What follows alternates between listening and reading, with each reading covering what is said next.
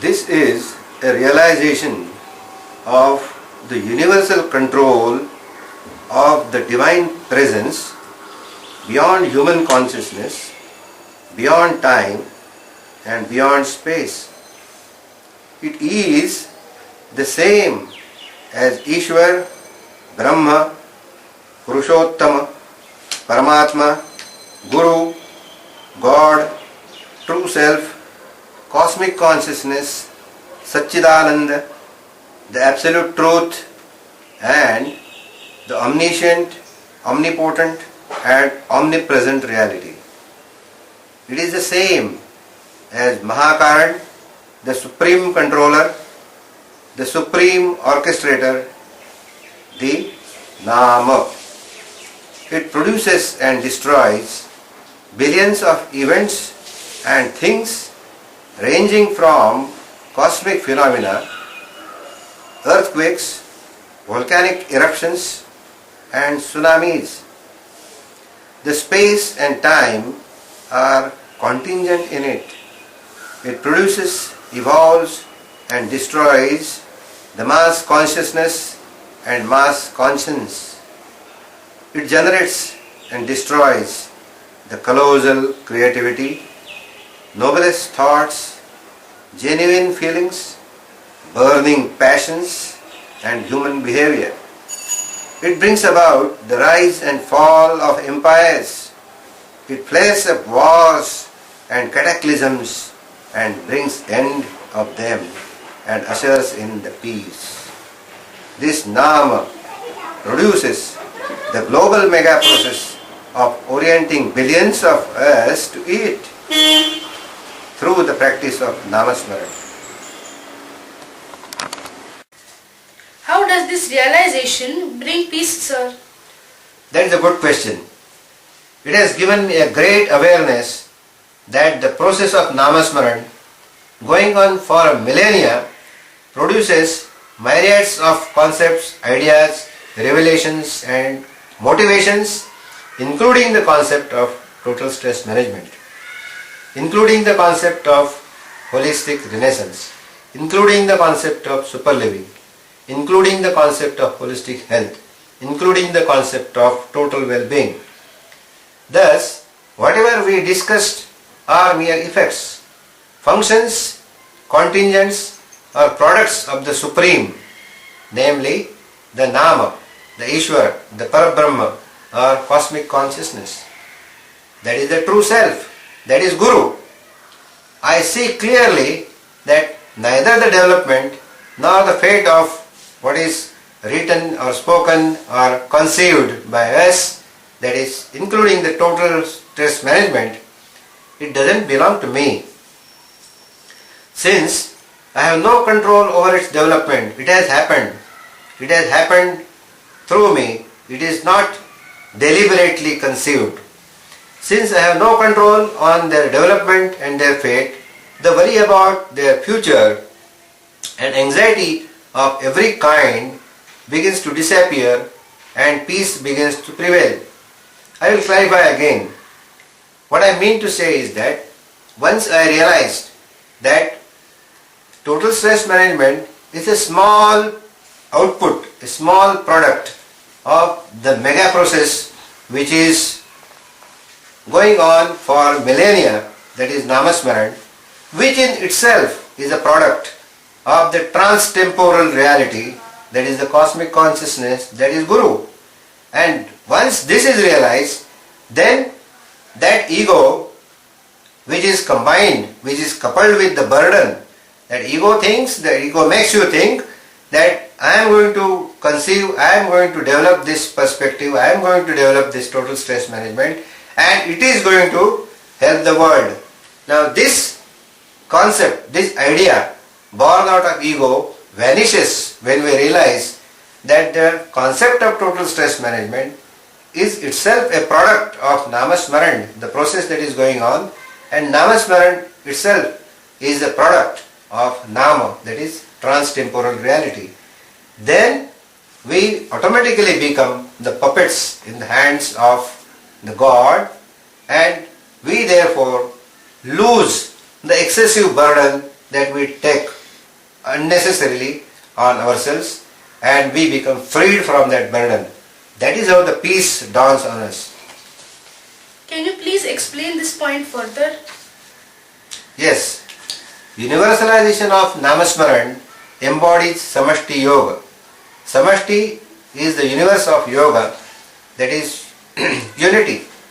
This is also a contingent in the omnipotent reality, as I said earlier. What about contribution of different spiritual leaders?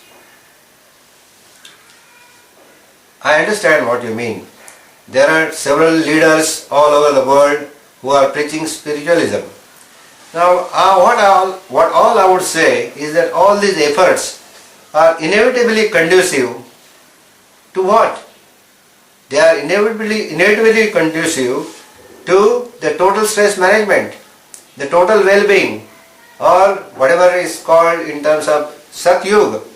So, I must say that all those who are working in their own ways, in different ways, which may appear to be different, and for many people they may appear to be opposed to one another, but actually all those well-meaning people who are trying to do their work, they are all heading towards total stress management. Their efforts are conducive to total stress management, and I would say that they are harbingers of total stress management, that is holistic renaissance. Why don't you establish your organization with these ideas? That's a great question. Actually, to tell you the truth, I visualize an organized universe. I am a part of this whole universe, which itself is an organization. Hence, I don't think of any other organization.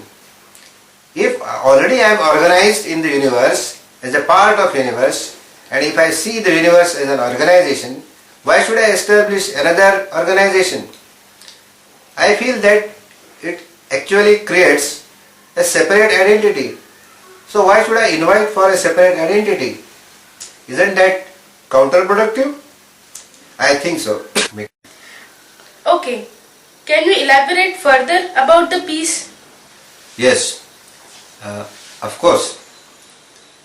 Look at the animals. They do things without thinking that they are doing. Whereas we do things assuming that we are doing. In the course of ascendance from individuality and subjectivity, we realize that the perception of we are doing is a transient experience at a certain stage of development. This experience is neither present before when we are unconscious about self and not later when we are transcended above the individuality and subjectivity and we are already merged in the impersonal objective consciousness. Sir, do you mean to say that we are also conscious automatons? Yes, precisely. It is the beginning of a state of consciousness when we appreciate that we, that is our body's instincts, emotions, intelligence, perspective and behavior are more dependent, transient peripherals of the impersonal and eternal objective consciousness, that is NAMA, who is the only absolute and immortal reality and hence a doer, albeit indirectly. I will repeat again. When we say that we are automatons, what it means is that in the course of development of our consciousness, we appreciate that we are mere dependent, transient peripherals of the impersonal and eternal objective consciousness, which we call as NAMA. This NAMA is absolute, this NAMA is immortal, and this NAMA is the real doer, though it does not do things in a way we conceptualize. It does it in an indirect manner as a supreme controller. We realize at this stage that NAMA plans beyond our concept of planning. and brings about earthquakes, tsunamis, scientific inventions, and the multitude of mundane activities, and actually everything including our activities which are executed through its peripheral instruments. It is difficult to imagine peace that you experience. This feeling of peace is similar to, but far more intense than the peace with which the passengers sleep with trust in the driver. The awareness that Nama is in total charge of everything makes us humble as well as peaceful. This awareness develops unconditional acceptance of our own as well as others' limitations as individuals and reduces grumbling and complaining. It also reduces the sense of guilt or pride about vices and virtues, ignorance and knowledge, slumber and awakening, failures and successes, and so on. It also reduces the anxiety and impatience about our failure or success to merge with Him. In other words, it also reduces the anxiety and impatience about our failure or success to merge with Him, means our progress in reaching Him. The omnipotent, the omniscient, and the omnipresent, also called as Mahakaran, are the cause of causes. This is similar to the serenity of a child in the lap of a mother. Yes, very true. That is exactly how the peace dawns. This realization taught me that I did not own the appraisal or fate of NAMASMARAN and its product, the total stress management. Actually, as you rightly pointed out, we are automatons with our control elsewhere who are having a delusion that we are independent individuals. The activities going on in this delusion, irrespective of our age, sex, occupation, position, and even state of evolution, constitute prapancha. As and when the cosmic trans-temporal reality, the omniscient, omnipotent, omnipresent truth, pervading every particle, every dimension of space, and every moment of time, and every bit of consciousness, that is God, Guru, Brahma, or Nama, reveals to us our oneness with Him, the Paramartha begins. This is actually a glimpse of oneness which is not complete, and hence we say that it is the beginning of Paramartha. This is usually coupled with the faint glimpses of future and recognition of the purpose of our life, activities appropriate to our constitution. This activity in my case happened to be getting involved in study and practice of NAMASMARAN and total stress management. Now I can somewhat understand your peaceful dynamism. It is a great solace to be ever aware of the fact that Guru takes care of us like our mother. In fact, Guru is our eternal mother. Just as our mother nurtures us in her womb for 9 months, Guru nurtures us through all our lives, through all the circumstances. Like our mother, He delivers us at appropriate time to the realm of immortality, His abode. This is the ultimate victory called Guru Bhet, that is, being one with the true self, and Guru Krupa, that is, being aware or the awareness of His most fulfilling benevolence and bounties.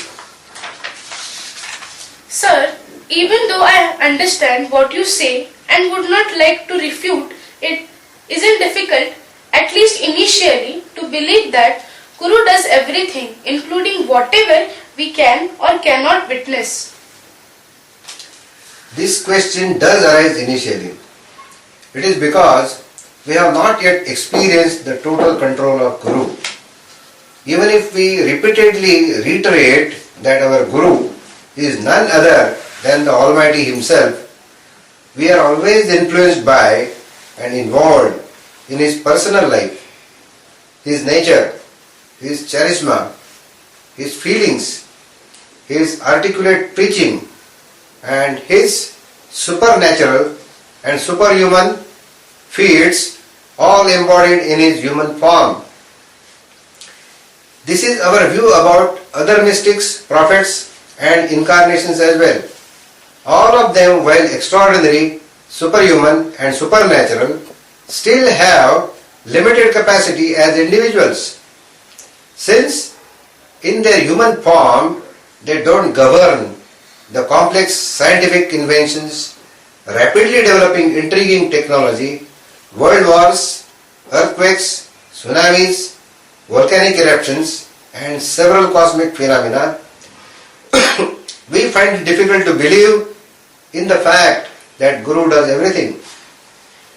In other words, we find it difficult to believe in supreme control of Guru because we identify Guru or prophets with their human forms.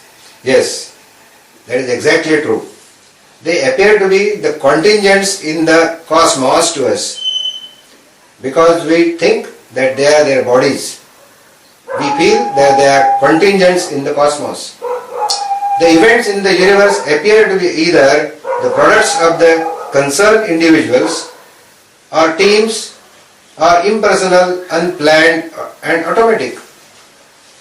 They do not appear to be under the control of our Guru or any other prophet. Actually, the Guru, mystics, prophets and incarnations of God in human form do not do and do not say they do. They know that their human form actually does not do anything.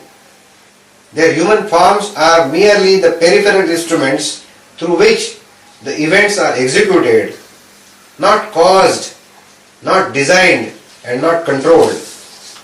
They are aware of the fact that the essence or the root of all of them as individuals is the invisible supreme controller, the Mahakaran, the Nama. I remember many saints saying that God does everything.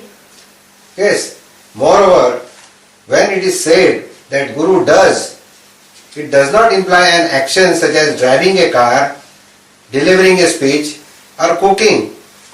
Here, doing implies ultimate control. An inexact analogy is that superliving space-time. In absence of superliving space-time, nothing would work. An inexact analogy is that of superliving space-time. Guru is like superliving space-time. In absence of such superliving space-time, nothing would exist and nothing would work. This is rather difficult to comprehend. I will just restate and confirm. Firstly, the human forms are not the doers. And secondly, the expression Guru does everything actually implies a supreme and unevitable control. Am I right? Yes, exactly. It is an inevitable control. Exactly true. Even all this writing and I are contingent amidst the eternal kingdom and supreme reign of my Guru, that is Nama. SHRIRAM SAMARTH also implies the same as Guru or Nama does everything. To put it in another way, what we perceive, feel and respond to constitutes changing, dependent, deceptive and limited effects, not the self-controlled, independent, causal reality. We are merely the instruments, the puppets, whether great or small, wise or stupid, and good or bad, we are puppets. Puppets may blame or adore the puppets, just as a sword may blame or adore another sword for some heinous or noble act respectively. The controller of all this is Nama, our Guru, the truly independent and causal reality. It is the eternal and super controlling cause of all this. It is the field in which everything else is a function or a contingent. It is the ultimate controlling reality beyond time, beyond space, and beyond human consciousness. It is also termed SHRIRAM. The supremacy of this in every respect is implied in SAMARTH. SHRIRAM SAMARTH is simply the reiteration of this fact and reminder of reorientation to NAMASMARAN and NAMA. Now I am also experiencing, at least to some extent, the vibrant quietude that has filled you. RAMA KARTA also must be implying the same, isn't it? Yes, it also implies the same. Looking at it differently, we are some specific engines with some specific energies, specific powers, specific capacity, and differing versatilities. This probably holds true for all living, non-living, and other possible entities inside and outside. During our primitive states of evolution and during embryonic life, childhood, and even later, we are not aware of this. This is phase of ignorance. At some later time, appropriate for us, we become aware of ourselves as we. We get charged with our instincts, emotions, thinking, perspective, and some pursuit or another. We begin to be flooded with and enthralled by urges. The urges, when in the unconscious realm, simply keep manifesting, resulting into temporary pleasures or pains. When in conscious realm, the urges prompt us that we have to do it. We cannot do without it. We are doing it. We will do it. Or we cannot do it. And give us the associated pains and pleasures and agonies and ecstasies. Thus our life gets unfolded in the form of all varieties of actions inside and outside. Later, at some appropriate time, which is appropriate for us, we realize that this is the supreme orchestra of our Guru. Everything around, including ourselves, is the supreme orchestra of our Guru, who is beyond time and consciousness. Rama, Guru, and Karta, the ultimate supreme masters. He is the supreme controller of every entity and every event in the universe. We also realize that the increasing emergence of NAMASMARAN, that is reorientation to Nama, that is Guru, in our life is actually His bounty, His Krupa.